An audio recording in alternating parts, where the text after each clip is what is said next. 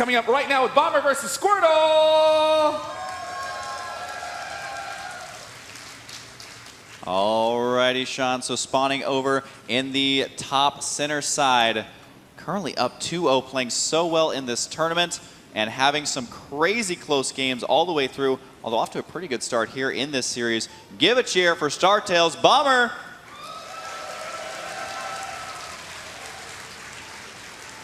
He has selected this map before, and Vortex 24 battle cruisers in a fell swoop. Yeah. If you'd like to see him do it again, or even just win this series, give a cheer for StarTales Squirtle!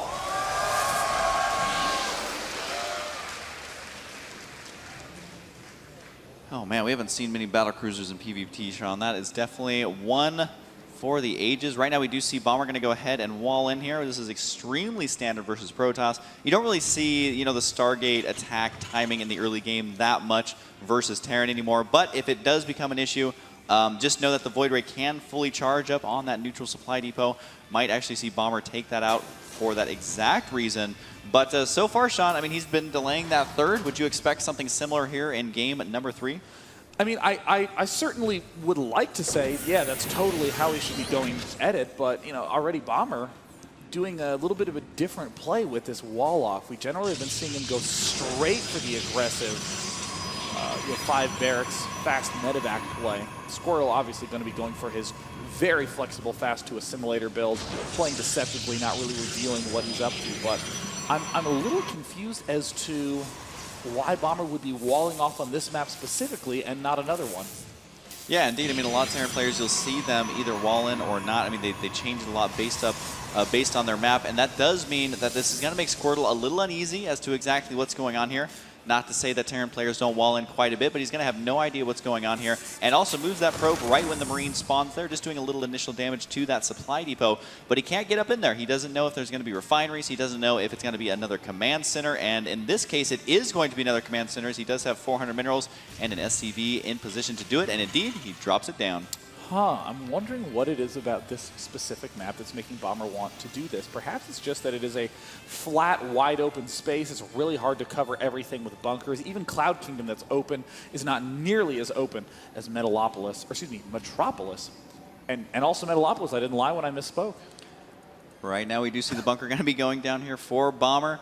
And do you think he's going to lift this off right away, or is he going to upgrade it to the orbital first and add on a couple additional barracks? I guess he would probably want to orbital right off the bat just to continue to build energy for those mules, but just I'm so perplexed as to why he would want to be doing that on this map specifically. Right now, Squirtle is going for the very standard 2 in gas, has not done anything else yet, just going to have that hyper-active stalker checking all far reaches of the map. And that gas, once again, will most likely be used similarly as to what we saw either in the first game where he went for the Colossus, or in the second game where he's trying to put on a lot of pressure with 3 gateways. A lot of sentries were mixed in. That's why he was able to get an absurd amount. I do believe this SCV was able to spot the expansion. Yes, he does. And that's going to eliminate a lot of different builds that Squirtle can potentially do by taking him surprise. Like, you're not going to be seeing a 4-gate because he can't afford even making the gateways if you make that expansion. We do see additional gateways going to be added on right here, and that robotics, as we mentioned. So he will be able to get out a quick observer here. And it just seems like, honestly, Sean, both these players are always playing at least for the mid-game in their opening build so far. Yeah, I especially love how we're seeing big variety from Squirtle and no variety from Bomber. 1 gas was what he was doing all games long, and now this is the first big changeup we're seeing out of Bomber. Generally going to be a sign that he's doing a more big ground attack coming up so he can get those extra add-ons on. I mean, he was getting his medevacs in fine pace before anyways. And there's the, looks like the observer, and now he's finally going back to the more passive style we saw him incorporate versus MVP. We do see the Stalker just having a little bit of an engagement here with those Marines. Just kind of soften them up as much as he can. This is completely standard, although the Stalker, there he goes, he is going to make it home safe indeed. And these Marines are going to go ahead and fall back. He's not going to engage with this because just a couple Stalkers warping in not only can confront them, basically on an equal footing, but they can also chase those Marines as they retreat and snipe them. So retreating there while you're still ahead is the great way to do that. The Observer seeing everything that's going on here. And yeah, right now it does look like just a couple of warp-ins, and a Forge going to be going down here for StarTales, Squirtle, and a second Observer as well. So Bomber continuing to do his marine-heavy mixture is now getting down that engineering bay. In the main base, Squirtle just focusing on chronoing probes and chronoing that forge. Of course, would love to get that armor upgrade as early as possible for that mid to late game strength. We do see Bomber taking out the rocks as they, down they go there. And is he going to add a second bunker here? We saw him do that earlier in one of the previous games where he was totally prepared for the early aggression from Squirtle. He does scan right there. Wow. He sees the robotics, sees the forge upgrading, and also the gateways. He's seen actually everything except the brand new tech being added on, the Twilight Council. Yeah, I mean, that's an excellent scan. That's going to let Squirtle know, or excuse me, let Bomber know everything Squirtle's doing. Squirtle's going for a little bit more of a safe play, starting to add on the Immortals slowly, delayed the geysers at his natural for a very long time. Despite getting a lot of gas-heavy upgrades, only has the 3 sentries. He's just been sort of peppering those in, slowly killing off these rocks, clearly wants to go for the late game. Meanwhile, Bomber is getting all those key upgrades. We see the stim going down, no doubt combat shield and concussive will be coming soon. But here is once again the big defensive play. 2 more gateways, Blink coming out, Immortals coming out one at a time as well. Squirtle's kicking into high gear, Mike. And also, I think Bomber's going to be in a great shape here for the mid-game. You mentioned Stimpack about to finish up. It does indeed finish right now. We'll see which exact upgrade he decides to make after that. But the 2 medevacs are on the way. And so far, what you've seen out of Bomber, do you expect him to go for that kind of mid-game drop? Or is he just going to kind of sit back and macro up? I think he's going to be doing a huge push while instantly taking this top third. There it is now going down. He won't really have a lot of strength around the 14-minute mark because he's still on 3 barracks. But as he's adding on these barracks 4 and 5, those will slowly start to kick in once they finally finish getting all their add-ons up. Now combat shield going down. I think both players are going for a very late turn game and very passive play.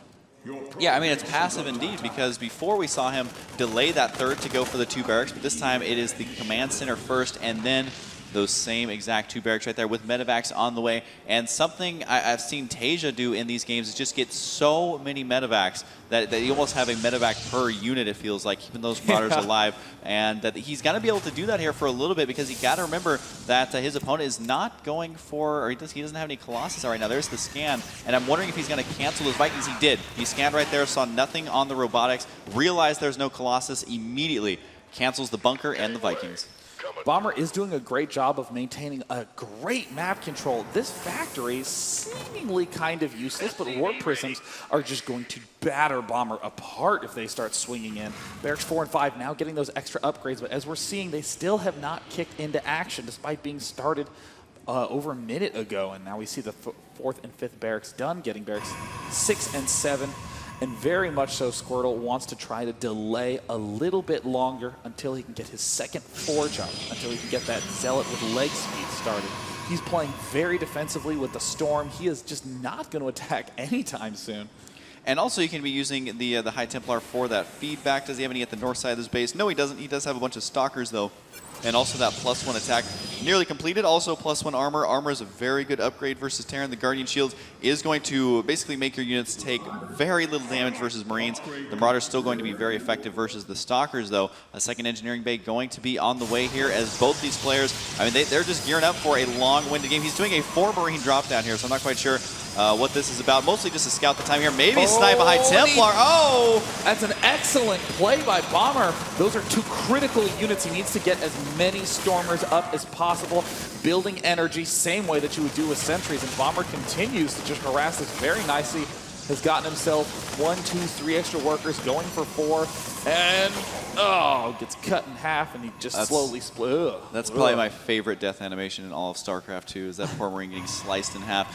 But, you know, that could have been bad or worse. He ended up with the bad one because he was able to at least turn that into an Archon, which, you know, Archons are something that you will be using a lot in the late game PvT.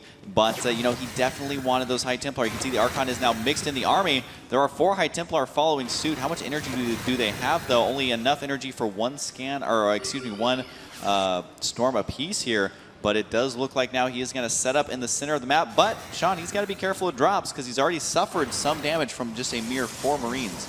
You know, I almost feel like these two players had some kind of gentleman's agreement going into this game. Like, well, we will not attack each other forever. We're just going to get up all the big units. And now the first confrontation of the game in 14 minutes has both players pulling back. And even if you look at the map, you can see how much is completely unpopulated. It's almost like if you've been playing Civilization for an hour and you're like, I wonder what this huge black space is. Maybe I'll invest in some tech and take it in an hour.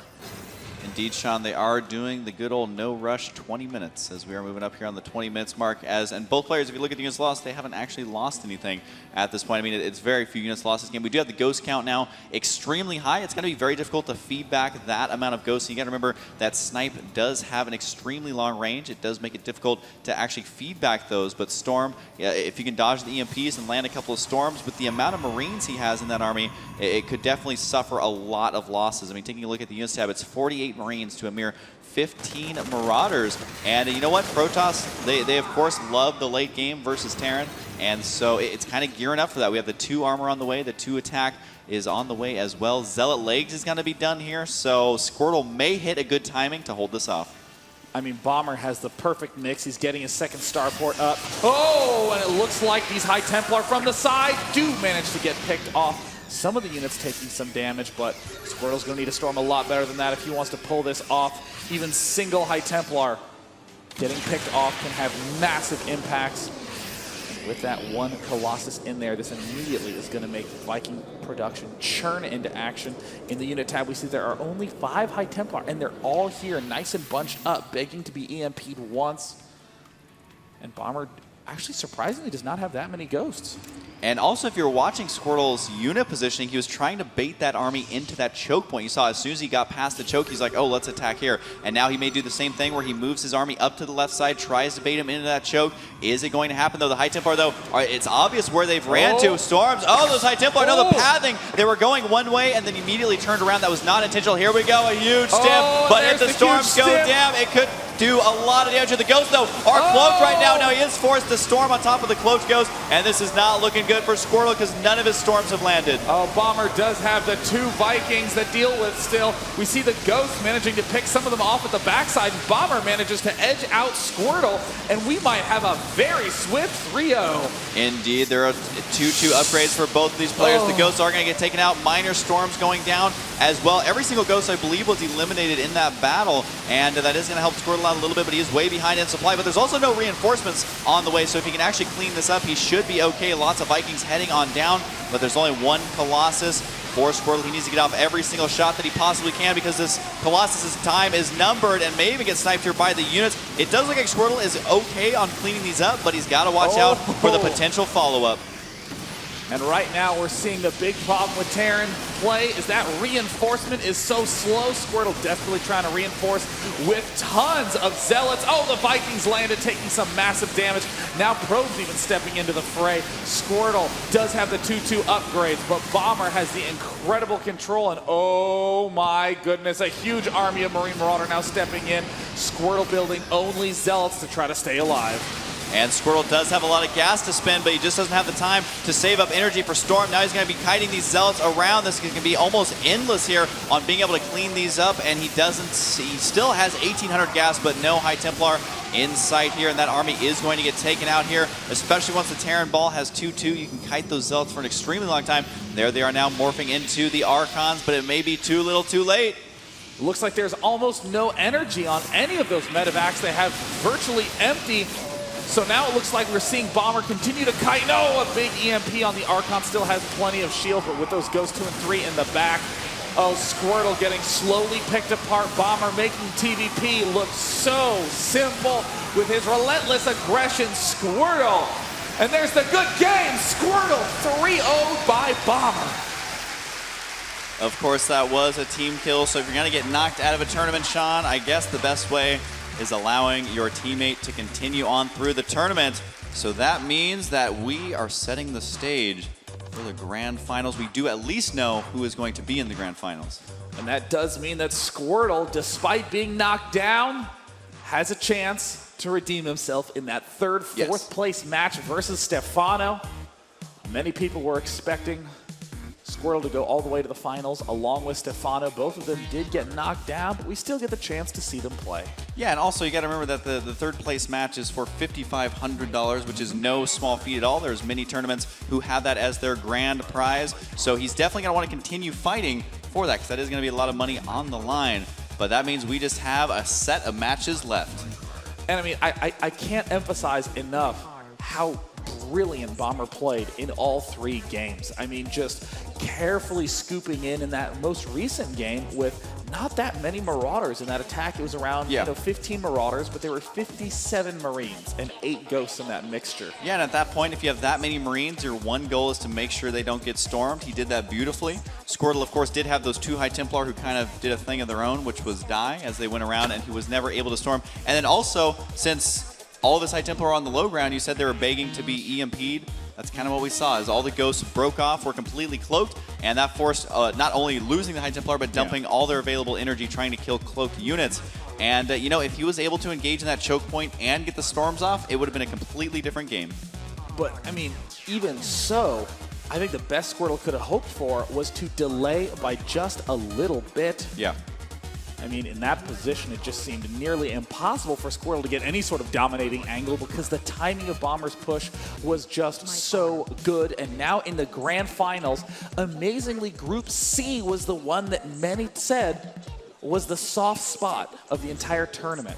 I mean, there were so many star-studded players with Astoji, Huck, MC, Bomber in Group C, all of them kind of struggling as of late. We really get the chance to see that MC and Bomber have catapulted back to being on top of their game. Indeed, man, and it's hard to believe that you know, just 3 rounds in and now they are back into the finals, which means $15,000 is going to be on the line. But I mean, both of these players are guaranteed quite a bit of money now that they have made it to the grand finals, and it is going to be a best of 7. And Sean, I think they're setting up on the stage here for an interview. Now, I know many of you are huge fans of Bomber, and we just interviewed him a little under an hour ago before this match because he demolished his opponent 3-0. So let's go head to the main stage with DJ Wheat to hear an interview with the winner, how he's feeling before the grand finals. Thanks, Sean. First and foremost, give it up for this guy. He had the team kill in order to make it to the grand finals, and now he is going up against MC. But let's ask some questions first. Bomber, I agree with you. I think the slump is over. You played really fantastically. Please, another round of applause for this guy.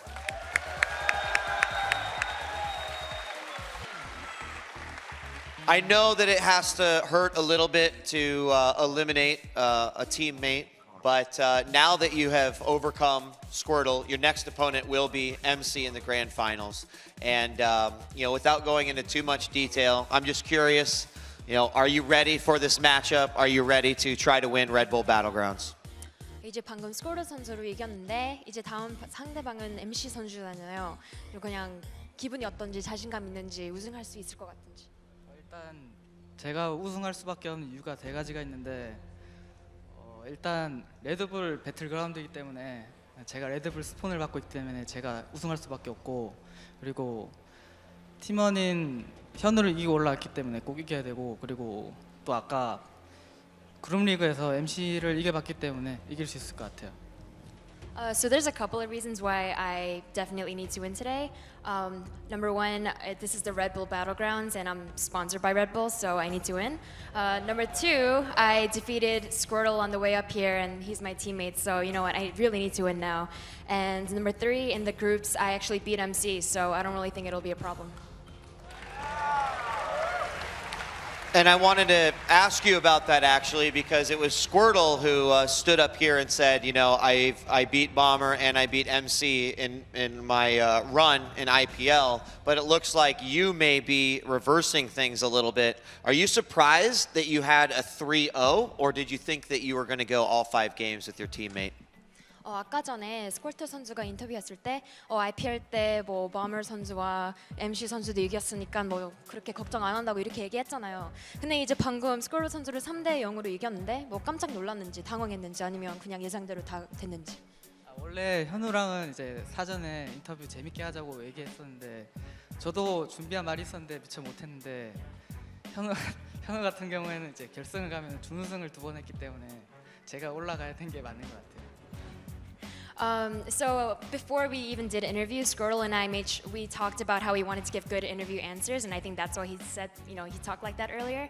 But honestly speaking, Squirtle has had so many finals opportunities, and he's only gotten second place, and so I think I deserve to be here right now. All right.